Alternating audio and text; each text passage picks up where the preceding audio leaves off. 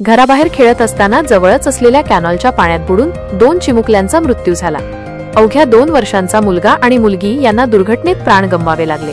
नांदेड जिल्ह्यातील अर्धापूर तालुक्यात ही मन सुन्न करणारी घटना घडल्याचे समोर आले आहे।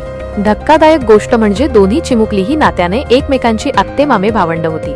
दुर्दैवी योगायोग हा की दोघांचाही जन्म एकाच दिवशी झाला होता अन त्यांना मृत्यूनेही एकाच दिवशी एकत्रच कवेत घेतलं। सोमवारी सायंकाळी नांदेड जिल्ह्यातील अर्धापूर तालुक्यातील निमगाव येथे ही दुर्दैवी घटना घडल्याचे समोर आले आहे। स्वास्तिक सचिन राठोड वय 2 वर्ष आणि श्रावणी विठ्ठल चव्हाण वय 2 वर्ष अशी मृतांची नावे आहेत। दोघं जण खेळताना ही घटना घडल्याचे सांगण्यात येत आहे। या घटनेने सर्वत्र हळहळ व्यक्त केली जात असून गावात शोककळा पसरली आहे।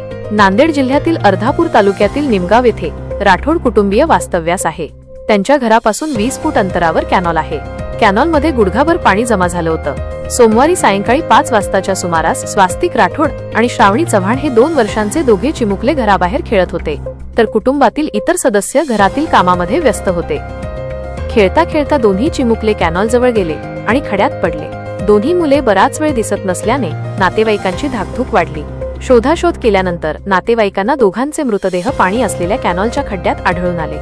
चिमुकल्याचे मृतदेह पाहताच दोन्ही कुटुंबातील सदस्यांनी टाहो फोडला।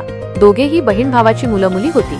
दुर्दैवी गोष्ट म्हणजे दोघांचाही जन्म एकाच दिवशी झाला होता, तर आता मृत्यूनेही त्यांना एकाच दिवशी एकाच घटनेत एकत्र गाठले। या घटनेने कुटुंबावर दुःखाचा डोंगर कोसळला आहे। दरम्यान घटनेची माहिती मिळताच घटनास्थळी वरिष्ठ पोलीस अधिकारी दाखल झाले होते।